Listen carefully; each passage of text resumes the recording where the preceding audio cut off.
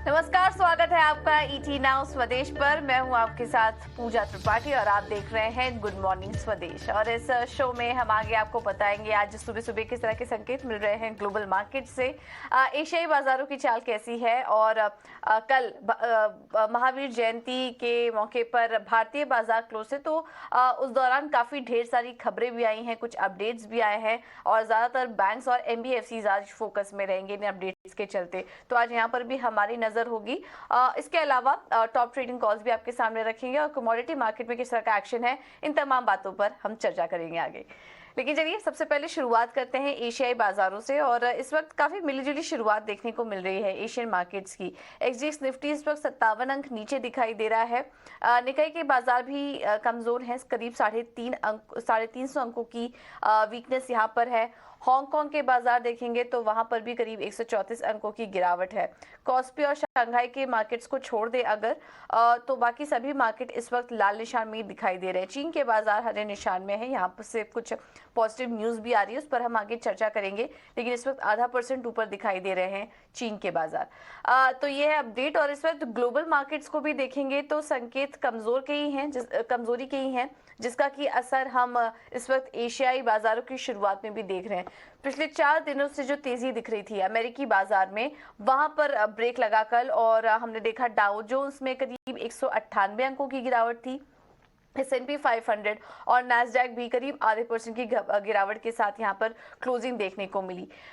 वजह थी कच्चे तेल में जो एक तेजी आ रही है, लगातार जारी है और अब $85 के पास के लेवल्स इस वक्त क्रूड में दिखाई दे रहे हैं। तो ये कहीं ना कहीं कंसर्न है मार्केट के लिए। इकोनॉमी ग्रोथ में और धीमेपन की चिंता से घबराहट हो रही है और इससे महंगाई को भी एक ट्रिगर मिल सकता है, इनके एनर्जी कॉस्ट में बढ़त देखने को मिलेगी। तो ये कहीं ना कहीं चिंता है इस वक्त ग्लोबल मार्केट्स के लिए। और अमेरिकी बाजारों में भी जो कच्चे तेल में तेजी आ रही है, उससे एक कंसर्न यहाँ पर देखने को मिल रहा है। हालांकि कुछ आंकड़े भी आए थे और जॉब ओपनिंग आंकड़ा अगर हम देखेंगे तो पिछले 2 साल में पहली बार फरवरी में 10 मिलियन के नीचे आया है। आईएसएम यूएस मैन्युफैक्चरिंग के आंकड़े अगर देखेंगे तो वहां पर 47.7 से गिरकर ये जो आंकड़ा है 46.3 आया है। पिछले 3 साल के निचले स्तर पर यह आंकड़ा देखने को मिला है। तो अभी ये जो इकोनॉमिक इंडिकेटर्स दिख रहे हैं और हम देख रहे हैं कि लेबर मार्केट जो पिछले काफी समय से एक बढ़त लगातार जारी थी, वहां पर अब कहीं ना कहीं जिस तरह के आंकड़े आ रहे हैं, एक नरमी देखने को मिल रही है। तो फेड जिस तरीके से कोशिश कर रहा था, ब्याज दरों में लगातार बढ़त देखने को मिल रही थी, उसका असर अब आंकड़ों में भी देखने को मिल रहा है। मैन्युफैक्चरिंग पीएमआई में भी देखिए कमी आई है और जॉब मार्केट में भी इस वक्त स्लो डाउन एक देखा जा सकता है। इसके अलावा कुछ अहम बयान भी आए हैं। यूएस ट्रेजरी सेक्रेटरी येलेन की तरफ से एक बयान आया है जो कि एक रिलीफ वाली बात है। उनका कहना है कि यूएस बैंकिंग सेक्टर में अब धीरे धीरे देख रहे हैं कि स्टेबलाइजेशन लौट रही है वापस से। इसके अलावा एडीबी प्राइवेट पेरोल्स रिपोर्ट के आंकड़ों पर भी नजर रहेगी और वहां पर भी नरमी का ही अनुमान है।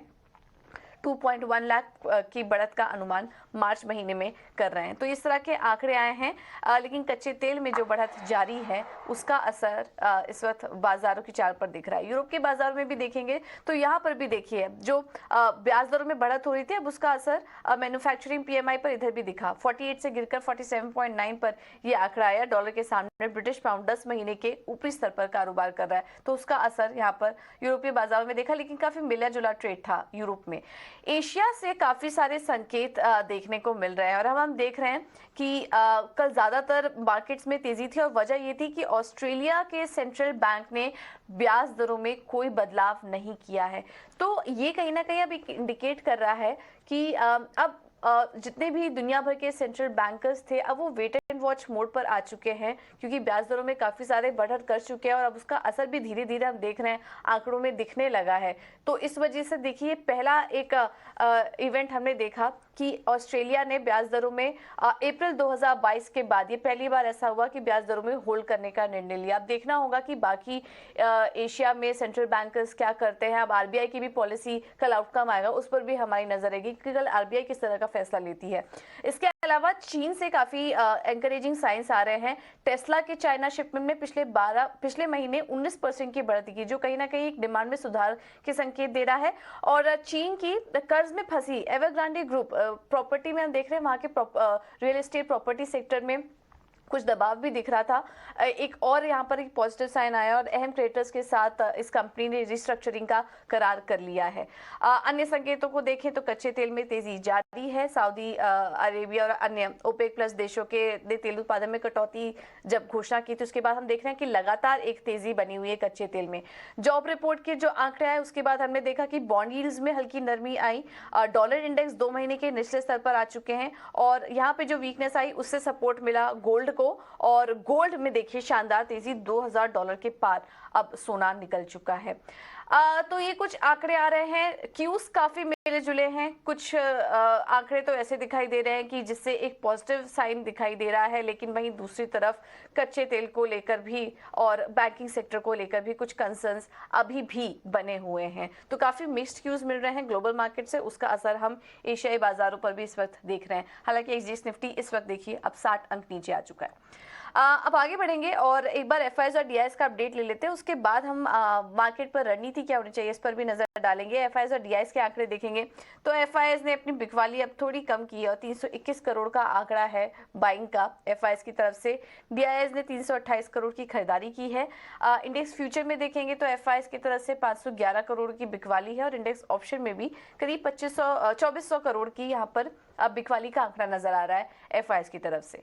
तो ये हैं कुछ आंकड़े। अब आते हैं भारतीय बाजारों पर और आज इंडियन मार्केट्स में किस तरह का ट्रेड देखने को मिल सकता है, क्योंकि अब काफ़ी ढेर सारे इवेंट्स भी हैं जिस पर कि हमारी नज़र होगी। तो उसको देखते हुए भारतीय बाजारों को किस तरह से ट्रेड करें बताने के लिए हमारे साथ एंजल वन के देवांग शाह मौजूद है। Devang, thank you so much ET now स्वदेश को समय देने के लिए। क्या करना चाहिए आज निफ्टी और बैंक निफ्टी में, किस तरह से ट्रेड ले? Good morning. और हम बात करें निफ्टी की, हमने देखा है कि आफ्टर सम कंसोलिडेशन निफ्टी में हमने प्रीवियस ब्रेकआउट देखने मिला था। फास्ट 2 सेशन में काफी अच्छा हमने यहाँ पे बाइंग इंटरेस्ट देखा गया था। हमें लगता है कि अभी भी अपसाइड कंटिन्यूएशन में रह सकता है। 17,600 तक के लेवल्स है निफ्टी फ्यूचर के, वहां तक हमें देखने मिल सकता है। जहां तक इमीडिएट सपोर्ट की बात करें 17,300 ये एक सपोर्ट है, तो ये स्टॉप लॉस से काम करना चाहिए निफ्टी में। जहां तक बैंक निफ्टी के लेवल्स की बात करें, बैंक निफ्टी में बाय एंड डिप्स की स्ट्रेटेजी रखनी चाहिए। हमें लगता है कि अभी भी इसमें अपसाइड इंटैक्ट है। Overall short term moving average के ऊपर बैंक निफ्टी ट्रेड कर रहा है, तो सपोर्ट रहेगा यहाँ पे 40,400 का। अपसाइड जो लेवल देखने मिल सकते हैं 41,300 तक के जोन है, वहां तक हमें बैंक निफ्टी आते हुए देख सकते हैं।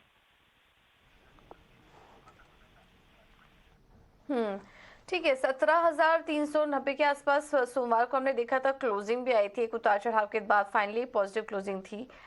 लेकिन अब आगे जो ट्रेड आप ले सकते हैं वो ऊपर की तरफ रेंज आपको बता दिया गया है निफ्टी और बैंक निफ्टी दोनों के लिए। तो आज पॉजिटिव ओपनिंग हो सकती है, लेकिन अहम सपोर्ट जो नजर आ रहा है निफ्टी के लिए वो है 17,300 का और बैंक निफ्टी के लिए 40,400 का एक अहम सपोर्ट लेवल इस वक्त नजर आ रहा है। तो इस पर आप नजर रखिए। देवांग, इसके अलावा स्टॉक स्पेसिफिक रणनीति क्या होगी? स्टॉक स्पेसिफिक की बात करें तो फर्स्ट स्टॉक यहाँ रहेगा bank of Baroda. Bank of Baroda में हम देख रहे हैं कि आफ्टर सम एक डेली चार्ट के ऊपर एक double bottom chart structure formation किया है, अपसाइड उसने एक कंसोलिडेशन ब्रेकआउट है। तो हमें लगता है कि अभी भी इसमें अपसाइड देखने मिल सकता है। 174 तक के जोन है, वहां तक आते हुए हम देख सकते हैं। यहाँ पे स्टॉप लॉस रखना चाहिए 166 का। नेक्स्ट स्टॉक रहेगा यूपीएल। यूपीएल की हम ओवरऑल बात करें, आफ्टर सम करेक्शन और एक कंसोलिडेशन के बाद स्टॉक में हमने एक बाइंग इंटरेस्ट देखा गया, एक ब्रेकआउट देखने मिला है स्टॉक के अंदर। तो हमें लगता है कि यूपीएल में भी अभी अपसाइड और देखने मिल सकता है। 746 तक के टारगेट रखने चाहिए, यहाँ पे स्टॉप लॉस रखने चाहिए 715।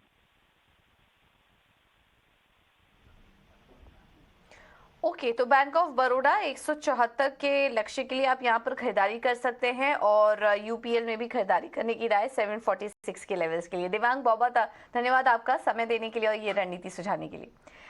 तो चलिए, ये तो बात हुई इक्विटी मार्केट पर स्ट्रैटेजी की, लेकिन खबरों वाले शेयर्स कौन कौन से हैं एक बार ये भी देख लेते हैं, क्योंकि इस बीच हमने देखा काफ़ी सारे बिजनेस अपडेट आए हैं बैंकों की तरफ से और एनबीएफसीज की तरफ से, और इसके अलावा भी ढेर सारी खबरें आई थी। तो पहले Q4 के जो बिजनेस अपडेट आए हैं वो एक बार देख लेते हैं, क्योंकि इसके चलते काफ़ी सारा एक्शन आज देखने को मिल सकता है। कुछ बेहद ही स्ट्रॉन्ग नंबर्स भी आए हैं। शरद हमारे साथ जुड़ चुके हैं पूरी डिटेल्स के साथ। शरद, गुड मॉर्निंग। बताइए, पहले तो Q4 अपडेट से शुरुआत करिए, कौन कौन सी कंपनी के आए हैं आंकड़े और कैसे रहे? जी बिल्कुल, Q4 अपडेट्स में एनबीएफसी सबसे पहले फोकस में रखते हैं। बजाज फाइनेंस की बात करें तो यहाँ पे जो है डिपॉजिट्स 45% का ग्रोथ आया है, नए लोन्स में भी 20% का इजाफा आया है। अब ये सारे numbers year on year basis पे हैं और सबसे ज़्यादा कस्टमर फ्रेंचाइजी इंक्रीज और लोन्स जो दिए गए हैं, नए लोन्स, वो FY23 में देखने मिले। तो overall good set of numbers आए हैं। HDFC के स्टेबल नंबर्स आए हैं। देखा जाए तो इंडिविजुअल लोन्स में 12% का इजाफा आया है। जो नए लोन्स सेल हुए इंडिविजुअल्स के, वो 30% की बढ़ोतरी FY23 में देखने मिली है। Mahindra and Mahindra financial services की बात करें तो डिसबर्समेंट्स भी बहुत अच्छी आई है, 50% का इंप्रूवमेंट, और एसेट क्वालिटी भी बहुत शानदार रही है। तो आप कह सकते हैं एनबीएफसी स्टॉक्स में जो है Q4 अपडेट्स बहुत स्ट्रॉन्ग आए हैं। बैंक्स की बात करते हैं, HDFC बैंक का बहुत शानदार रहा है। डिपॉजिट्स ने जो है लोन ग्रोथ को आउटपेस कर दिया है एंड एडवांस ग्रोथ में भी एक अच्छी मूवमेंट आई है। इंडसइंड बैंक के भी नंबर्स देखें तो स्ट्रॉन्ग ग्रोथ देखने मिली है, जहां पे एडवांसेस जो है डिपॉजिट को एक्लिप्स किए हैं। फेडरल बैंक में भी यही रहा है आंकड़ा, स्ट्रॉन्ग नंबर्स। सूर्योदय फाइनेंशियल बैंक है तो स्मॉल कैप, लेकिन यहाँ पे भी जो है नंबर्स जो है डिसेंट सेट ऑफ नंबर्स देखने मिले। तो ओवरऑल जो है आप कह सकते हैं कि ये सारे बैंक्स ही जो हमने बात की, इनकी स्ट्रेंथ जो है स्पेशली एडवांसेस की तरफ ज़्यादा देखने मिली है। एंड ऑफ कोर्स ओवरऑल देखा जाए तो कासा रेशियो भी थोड़ा सा सबका थोड़ा सा कम हुआ है, इसका मतलब कॉस्ट ऑफ फंडिंग थोड़ी बड़ी है। साउथ इंडियन बैंक और आरबीएल के हालांकि देखा जाए तो उनके डिपॉजिट ग्रोथ उतना ज़्यादा नहीं बढ़ा, तो थोड़े मिक्स्ड या वीक Q4 अपडेट्स देखने मिले हैं। इसके अलावा मैरिको के भी अपडेट्स आए हैं Q4 के, और यहाँ पे भी थोड़े मिले जुले लग रहे हैं। अभी FMCG कंपनीज के अपडेट्स आना शुरू हो रहे हैं। ये कह रहे हैं कि मिड सिंगल डिजिट की जो ग्रोथ है इंडियन बिजनेस के लिए रहेगी। कंसोलिडेटेड रेवेन्यू के बारे में बात करें तो लो सिंगल डिजिट्स पे रह सकती है। तो ऑफकोर्स थोड़ी मिक्स सिग्नल्स आ रही है, तो एक क्लियर ट्रेंड नहीं बन पा रहा है। इसके अलावा इंडिया एनर्जी एक्सचेंज के जो है ओवरऑल Q4 नंबर्स देखें तो सीक्वेंशियली 7% वॉल्यूम्स बढ़ा है, लेकिन अभी भी सप्लाई साइड की लिक्विडिटी इश्यूज है और प्राइसेस में भी गिरावट आई है, क्योंकि ऑफकोर्स एक कूलर वेदर कंडीशंस देखने मिले थे मार्च के मंथ में। तो ओवरऑल कह सकते हैं week update India energy exchange से आया है, लेकिन कुछ अहम ट्रिगर्स भी हैं जो आज फोकस में रहेंगे। एवलॉन टेक को जो है आज दूसरा दिन रहेगा IPO सब्सक्रिप्शन का, लेकिन पहले दिन बहुत वीक ल्यूक फॉर्म जो है रिस्पांस मिला था, सिर्फ 3% डिमांड आया था। इसके अलावा PNB हाउसिंग फाइनेंस का राइट्स इशू का रिकॉर्ड डेट है। वेदांता आज आखिरी दिन है, अगर आपको डिविडेंड प्ले करना है इस स्टॉक में तो आज आखिरी दिन है आपको खरीदने के लिए, और ये सेम चीज़ अप्लाई RVNL के लिए भी होता है। तो ये अहम Q4 अपडेट्स और ट्रिगर्स हैं आपके लिए आज। बिल्कुल, तो ये कुछ अहम Q4 के अपडेट्स आए हैं। बजाज फाइनेंस के काफ़ी स्ट्रॉन्ग नंबर्स थे, HDFC, ये कुछ बड़े NBFCs के नंबर्स आए हैं, और इसके साथ ही साथ हम देख रहे हैं कि बैंक्स भी लगातार अपने चौथी तिमाही के अपडेट जारी कर रहे हैं, जिसमें कि काफ़ी स्ट्रॉन्ग नंबर्स आए हैं, और एसेट क्वालिटी में भी हम देख रहे हैं कि सुधार देखने को मिल रहा है। काफ़ी इंकरेजिंग साइन, जिसके चलते आज बैंकों पर फोकस रहेगा और NBFC स्टॉक्स भी फोकस में रहेंगे। शरद, आप बने रहिए हमारे साथ, आपसे खबरों वाले शेयर्स भी समझेंगे, लेकिन उसके पहले एक अहम खबर का रुख करते हैं। सरकार ने विंडफॉल टैक्स खत्म करने का फैसला ले लिया है, जो कि ONGC, ऑयल इंडिया, रिलायंस जैसी कंपनियों के लिए काफी पॉजिटिव है। तो इस खबर की पूरी डिटेल्स एक बार ले लेते हैं, और हमारे सहयोगी राजेश सिंह जुड़ चुके हैं पूरी डिटेल्स के साथ। राजेश जी, विंडफॉल टैक्स को लेकर सरकार ने क्या फैसला लिया है? देखिए, विंडफॉल टैक्स जो है पिछले साल जुलाई में लगाई गई थी कंपनियों पे, जब क्रूड के दाम अनप्रेसिडेंटेड हाई हो गए थे।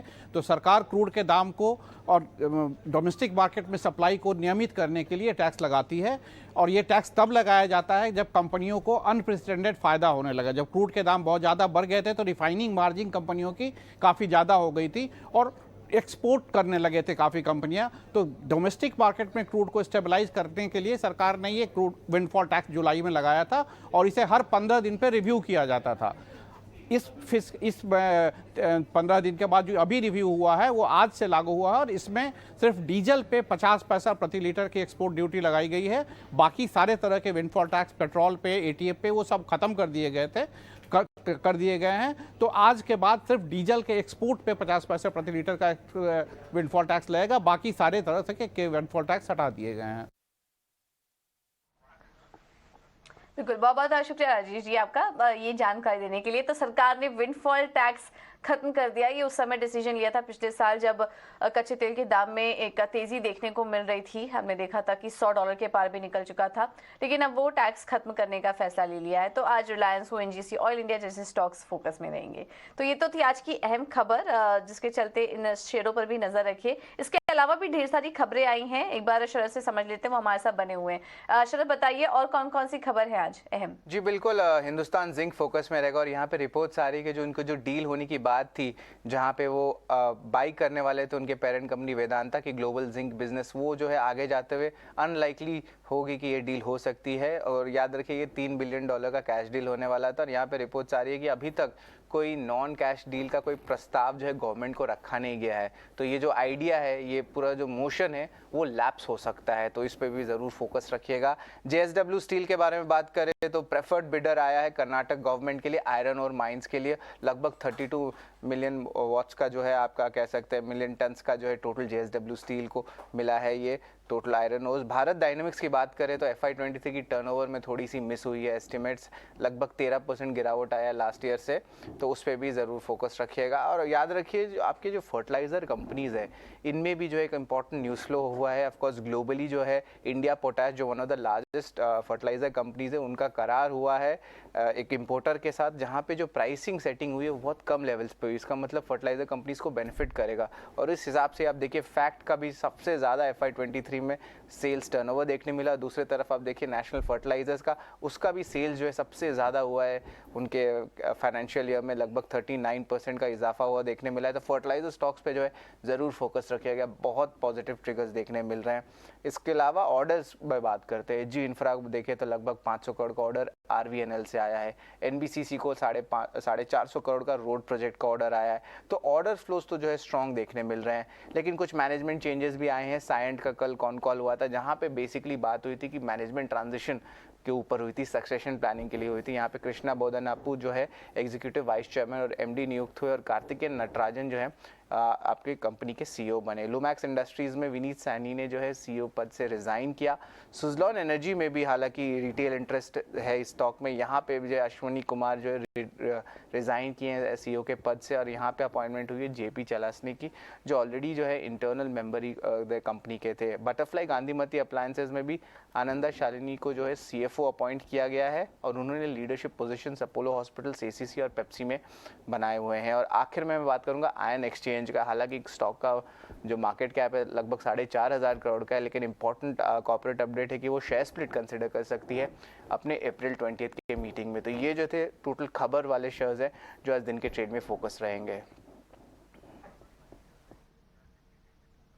बिल्कुल, ढेर सारी खबरें आई हैं आज जो कि आज फोकस में रहेंगे। ऑर्डर विंग की खबरें आई हैं, कुछ मैनेजमेंट बदलाव हुए हैं, नए अपॉइंटमेंट्स हुए हैं, तो इन सब खबर के चलते आज इन स्टॉक्स पर नजर रखिए।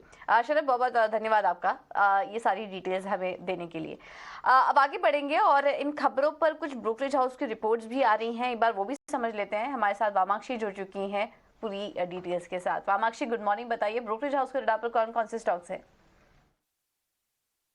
जी बिल्कुल, शुरुआत करते हैं हम ICICI बैंक के साथ। रिपोर्ट आ रही है सिटी की तरफ से और उन्होंने 90 day catalyst watch, upside catalyst watch शुरू किया है और वो एक्सपेक्ट कर रहे हैं कि चौथे तिमाही में कंपनी का प्रदर्शन अनुमान से काफ़ी मजबूत हो सकता है और इसी के चलते वो एक अपग्रेड एक्सपेक्ट कर रहे हैं। क्रेडिट डिमांड रिटेल, SME और बिजनेस बैंकिंग के लिए भी होल्ड अप होती हुई नज़र आ रही है। इनफैक्ट ब्रॉडली सारे ही सेगमेंट्स में अगर हम देखें वो 5% क्वार्टर ऑन क्वार्टर और 19% ईयर ऑन ईयर ग्रोथ भी एक्सपेक्ट कर रहे हैं और इसी के चलते खरीदारी की राय आ रही है। लक्ष्य दिया है 1100 प्रति शेयर का। JP मॉर्गन की तरफ से रिपोर्ट आ रही है स्टेट ओन्ड एंटरप्राइज बैंक्स पर। PSU बैंक्स का ऑपरेटिंग एनवायरनमेंट पिछले एक दशक में सबसे बेस्ट रहा है। अब इसके अलावा अगर हम देखें तो जो टॉप 2 PSU बैंक्स हैं, SBI और बैंक ऑफ बड़ौदा, उन्होंने ऑलरेडी रिटर्न ऑन एसेट्स 1% से अधिक के अचीव कर लिए हैं। एसेट क्वालिटी भी सुधर चुकी है और इसी के चलते हम देख रहे हैं कि JP मॉर्गन का कहना है कि बड़े बैंक्स खरीदने खरीदने चाहिए जिनके पास एक मजबूत डिपॉजिट फ्रेंचाइज है। और ओवरऑल अगर हम देखें JP मॉर्गन के टॉप सेक्टर पिक्स है bank of Baroda, ICICI bank, SBI और बजाज फाइनेंस। और आखिर में हम फोकस करेंगे USL पर। सिटी की तरफ से रिपोर्ट आ रही है और इनके एक्सपेक्टेशंस है कि नियर टर्म परफॉर्मेंस पर थोड़ा प्रेशर नज़र आ सकता है। ग्रोथ चैलेंजेस इन्हें नज़र आ रहे हैं और in fact pan India roll out में जो नए प्रोडक्ट्स हैं उनका जो रोल आउट है वो स्लोअर देन एक्सपेक्टेड रह सकता है। प्री पोर्टफोलियो है, यहाँ पर ग्रोथ ट्रेंड्स भी स्लो हो सकते हैं और इनफैक्ट उनका कहना है कि नियर टर्म बिजनेस परफॉर्मेंस के चलते कंसेंसस अर्निंग्स कट्स की भी एक्सपेक्टेशंस नजर आ रही है। और इसी के चलते सिटी की ने 90 डे डाउनसाइड कैटलिस्ट वॉच शुरू किया है। USL पर न्यूट्रल की राय बरकरार रखी है, लक्ष्य दिया है 815 प्रति शेयर का। राइट, बहुत बहुत शुक्रिया मामाक्षी आपका ये जानकारी देने के लिए। तो USL फोकस में रहेगा आज, कुछ बैंकिंग स्टॉक्स सरकारी बैंक फोकस में रह सकते हैं और ICICI बैंक को 90 दिन के कैटलिस्ट वॉच लिस्ट में डाल दिया है सिटी ने और ऊपर की तरफ 1100 के लेवल्स दिखाई दे रहे हैं। तो इस स्टॉक पर भी आप नजर रखिए। ICICI बैंक में हम देख रहे हैं पिछले काफी समय से टेक्निकल एनालिस्ट के रडार पर भी है ये स्टॉक, तो इस पर आप फोकस रखिए। अब आगे बढ़ेंगे और रुक करते हैं कमोडिटी मार्केट का। यहाँ पर अजय केडिया की तरफ से हमें कुछ रिकमेंडेशन आई केडिया कमोडिटी से, उनसे संपर्क नहीं हो पाए, संपर्क जोड़ने की कोशिश करेंगे लेकिन उनकी रणनीति है हमारे पास। सबसे पहले सोने चांदी से अगर शुरुआत करें तो यहाँ पर दोनों में ही खरीदारी करने की वो राय दे रहे हैं, क्योंकि सोने में हमने देखा, आपको शुरुआत में बताया था कि जिस तरह से बॉन्ड यील्ड्स नीचे आए हैं 3.3% पर आ चुकी है और डॉलर इंडेक्स भी अपने 2 महीने के निचले स्तर पर आ चुके हैं। उसके बाद हमने देखा सोने में एक शानदार तेजी आई और MCX पर तो भाव हमने करीब 61,000 के ऊपर के भी देखे गोल्ड में। तो यहाँ पर और तेजी बन सकती है और आप खरीदारी करके चलिए। गोल्ड में 61,250 का होगा लक्ष्य। स्टॉप लॉस सुझा रहे हैं, स्टॉप लॉस में थोड़ा बदलाव करना होगा। यहाँ पर स्टॉप लॉस 60,250 का दे रहे हैं, इस वक्त 59 के आसपास कारोबार कर रहा है, तो इसको हम वापस से चेक करेंगे। लेकिन 61,000 के ऊपर के लेवल्स, 61,250 के लेवल्स यहाँ पर दिख रहे हैं गोल्ड में। इसके अलावा सिल्वर में खरीदारी करने की राय, 74,000 के लेवल्स पर आप सिल्वर में खरीदारी करिए। स्टॉप लॉस होगा 73,500 का, टारगेट होगा 75,200 का। तो ये है राय गोल्ड और सिल्वर पर, दोनों में खरीदारी करने की राय। कच्चे तेल में भी ये तेजी ही एक्सपेक्ट कर रहे हैं क्योंकि अब $85 के पास पहुंच चुका है और लगातार हम देख रहे हैं तेजी जारी है। हालांकि एनालिस्ट का मानना है कि 85, 88 यहाँ पर अगर ब्रेंट की बात करें तो स्टेबल होता हुआ नजर आएगा। क्रूड में भी इसी के आसपास के लेवल्स दिख रहे हैं, बट आप खरीदारी का ट्रेड अभी भी ले सकते हैं। 6,650 का होगा टारगेट, स्टॉप लॉस सुझा रहे हैं 6,440 का। और आखिर में बेस मेटल में हम देख रहे हैं कि लगातार कॉपर पर फोकस बना हुआ है और उसमें भी बिकवाली करने की सलाह आ रही है। लगातार प्रेशर देख रहे हैं हम इस मेटल में और आगे भी डाउनसाइड ही दिख रहा है कॉपर में। 760 का होगा टारगेट, स्टॉप लॉस 750 का सुझा रहे हैं। देखिए पहले के सेशन में भी कॉपर में एक हल्का दबाव हमने देखा था, ये करेक्शन थोड़ा और जारी रह सकता है। तो यहाँ पर आप बिकवाली करके चलिए मेटल्स में, लेकिन क्रूड में, गोल्ड, सिल्वर तीनों ही सेगमेंट में यहाँ पर खरीदारी करने की राय है और तेजी के लिए आप यहाँ पर ट्रेड ले सकते हैं। अब आगे बढ़ेंगे। ये तो हुई कमोडिटी मार्केट की साइड से जो रणनीति है वो हमने आपको बताई, लेकिन कुछ टॉप ट्रेडिंग कॉल्स पर भी नजर डाल लेते हैं। हमारे एनालिस्ट से हमने सुबह सुबह बात की और उन्होंने जो कॉल्स शेयर किए हैं एक बार वो आपके सामने रखते हैं। एंजल वन सुबह हमने बात की थी देवांग से और उन्होंने UPL और बैंक ऑफ बड़ौदा में खरीदारी करने की सलाह दी, वो रणनीति हमने आपको बताई थी। इसके अलावा 5 पैसा कैपिटल की तरफ से जो कॉल्स आ रही हैं उसमें पहला है मनप्पुरम फाइनेंस, यहाँ पर खरीदारी करके चलिए। जो सोने में हम तेजी देख रहे हैं उसके बड़े बेनिफिशियरी होते हैं गोल्ड फाइनेंस स्टॉक्स, तो मनप्पुरम में आप नजर रख सकते हैं। 135 का होगा लक्ष्य। और टाइटन ये दूसरा बेनिफिशियरी है, यहाँ पर भी खरीदारी करने की सलाह दी जा रही है और 2,640 का होगा लक्ष्य। स्टॉप लॉस सुझा रहे हैं 2,490 का। इसके अलावा यहाँ पर रेलिगेयर की तरफ से हमें जो कॉल्स मिल रही है उसमें UPL में इन्होंने भी खरीदारी करने की सलाह दी है, तो इस स्टॉक पर नजर रखिए क्योंकि UPL में काफी सारे बाई रिकमेंडेशन आ रहे हैं हमारे एनालिस्ट की तरफ से। 758 का लक्ष्य ये सुझा रहे हैं, स्टॉप लॉस होगा 720 का।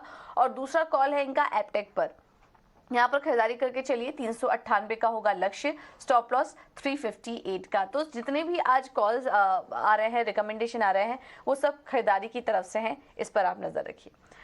चलिए ये थे टॉप ट्रेडिंग कॉल्स, लेकिन अब आगे बढ़ते हैं और कुछ इवेंट्स पर भी आपको एक बार दिखा देते हैं कि आज कौन कौन से अहम इवेंट्स हैं जहां पर कि आपको नजर रखनी है।